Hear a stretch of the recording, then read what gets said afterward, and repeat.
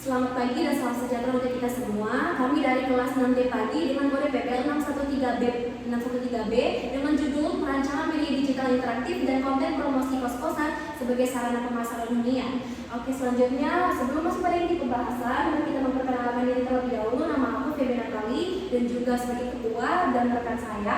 Nama saya Ria Rahma. Nama saya Fajar Tuhaira. Perkenalkan, nama saya Cida Natalina Burisnaid. Nama saya Ahmad Gibran Azwar. Oke, mari kita masuk pada inti pembahasan latar belakang.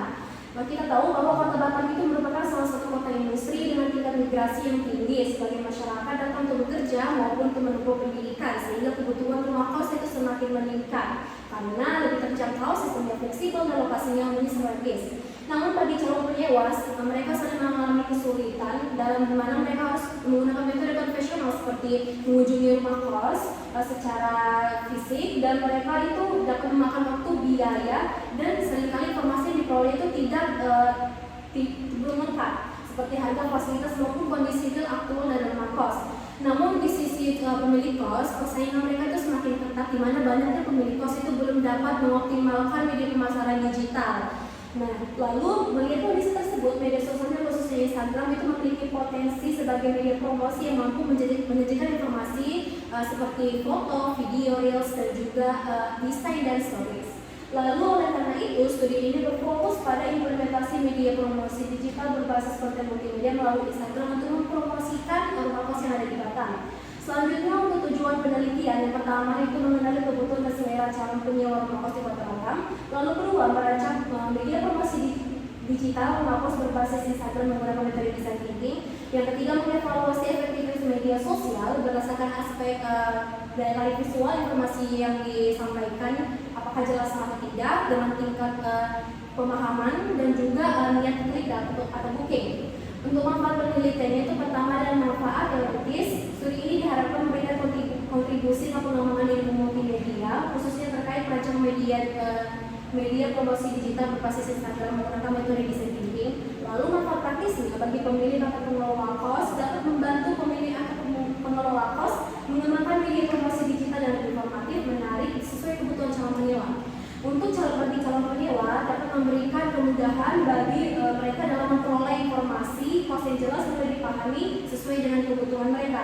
Lalu bagi peneliti selanjutnya, peneliti ini bisa dijadikan referensi bahan acuan untuk peneliti selanjutnya berkaitan dengan media promosi digital. Nah, untuk batasan masalahnya, studi ini hanya berfokus pada pengguna media sosial Instagram. Lalu penelitiannya dilakukan di rumah kos yang berwilayah Batam. Lalu konten yang dianalisis studi ini hanya berbasis konten visual seperti poster, tweets, video, reels, stories. Oke, selanjutnya akan dijelaskan oleh rekan saya ini. Baik, untuk bab 2 lesson teori ini merupakan lanjutan dari penelitian terdahulu yang dimana ini merupakan penelitian yang menganalisis terkait efektivitas penggunaan media promosi terkait strategi pemasaran menggunakan aplikasi Instagram dan efektivitas penggunaan konten reels pada Instagram. Kemudian untuk yang berikutnya, ini merupakan kajian atau terkait dengan efektivitas penggunaan Instagram dan juga efektivitas pemasaran menggunakan aplikasi, bagaimana pengaruh Instagram terhadap media promosi yang dijalankan untuk promosi kos-kosan. Kemudian memasuki ranah kedua, untuk alat penelitian yang pertama kebutuhan promosi dilanjutkan dengan penjelasan desain thinking, lalu memasuki tahap rancangan media video dan juga desain grafis, kemudian memasuki tahap publikasi atau penguploadan media pada Instagram, lalu terakhir peningkatan pemasarannya dengan pengujian aktivitas penggunaan Instagram. Kemudian yang berikutnya ada metode penelitian, ada 5 tahap. Yang pertama adalah tes dan define, kemudian IDF dan prototype, terakhir adalah tes. Dimana tes ini merupakan tahap uji terhadap efektivitas penggunaan media pemasaran. Terakhir ada jenis penelitian. Jenis penelitian itu ada 2 penelitian campur. Yang pertama kualitatif dan kuantitatif. Kualitatif kami dapatkan dari wawancara pada owner kos, dan data kualitatif kami dapat peroleh dari tabel kuesioner dari penyewa kos. Dan berikutnya akan dijelaskan oleh rekan saya. Baik, terima kasih Reni. Di sini saya akan menjelaskan terkait dengan bab 3 metodologi, di mana ada metode perancangan. Yang pertama itu tim membuat mind mapping pada tahap praproduksi, di menentukan target audiens, brand personality dan project tone. terus tema, konsep, style desain dan video, ide fotografi, ide logo, dan juga yang terakhir adalah style foto interior. Next. Dan di sini tim menentukan juga teknis konten video, teknis fotografi, dan yang terakhir adalah teknis desain. Next. Baik, selanjutnya ini adalah beberapa konsep video yang tim gunakan. Yang pertama ada walkthrough. Next. Ada in my life, dan yang terakhir adalah konsep dengan vlog style. Baik, selanjutnya akan dijelaskan oleh rekan saya. Baik, terima kasih Fatih. Selanjutnya saya akan menyampaikan tentang 3 metodologi tentang metode pengumpulan data.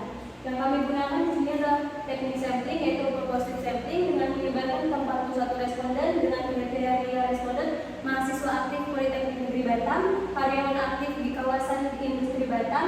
Yang ketiga, yang orang-orang yang membutuhkan atau sedang mencari kos di Kota Batam. Lalu untuk variabelnya tersendiri yaitu ada daya tarik visual, kejelasan informasi, kemudahan dipahami, manfaat dalam mencari kos, niat klik atau bokeh. Lalu untuk instrumen kami membuat kuesioner 10 pertanyaan dan skala Likert 1 sampai 5. Next. Lalu ini adalah implementasi preproduksi di mana tim melakukan observasi dan melakukan mencari ide untuk ide promosi kosan. Next. Lalu ini implementasi pada tahap produksi di mana tim melakukan tag video dan foto di rumah kos 1, 2, dan 3 dan selanjutnya melakukan editing, desain dan video dan foto. Next. Lalu ini untuk hasil produk yang dihasilkan pada pemilik kos itu berupa reels Instagram dan juga desain. Lalu untuk yang terakhir yaitu pengujian di mana pengujian disebarkan kepada responden dengan nilai rata-rata 85 sehingga pengujian ini sangat layak. Selanjutnya akan dijelaskan oleh rekan saya.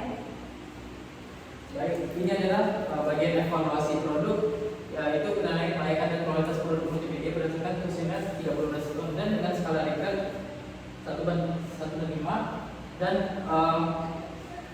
kami mempunyai 5 utama yaitu daya tarik visual yaitu 89%, kejelasan informasi 89%, kemudahan dipahami 91%, dan manfaat cari kos 89%, dan niat clicking atau klik yaitu 86%. Dan itu kami mendapatkan dengan hasil sangat baik. Next. Terakhir ini kesimpulan dan saran kebutuhan terutama calon penyewa kos di Kota Batam.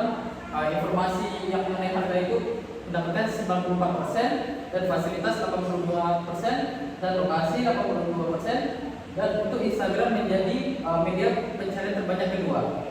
Dan untuk sarannya yaitu bagi pengelola yaitu baiknya menggunakan pasang tautan WhatsApp langsung di bio Instagram dan menggunakan fitur link stiker link pada story agar calon penyewa dapat menghubungi admin dengan mudah.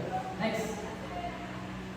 Ini adalah pembagian tugas dalam produksi dan penelitian, yaitu ada VB Natali sebagai ketua, ada Fatihah Trokoiro, dan saya sendiri Ahmad Gibran Azwar, dan ada Rizda Natalia Bauru Sirait, dan ada yang terakhir Reni Alisiani. Baik, sekian dari saya serahkan kepada VB Natali. Baik, terima kasih teman-teman atas pemaparannya. Sekian dari presentasi kami. Terima kasih dan selamat pagi.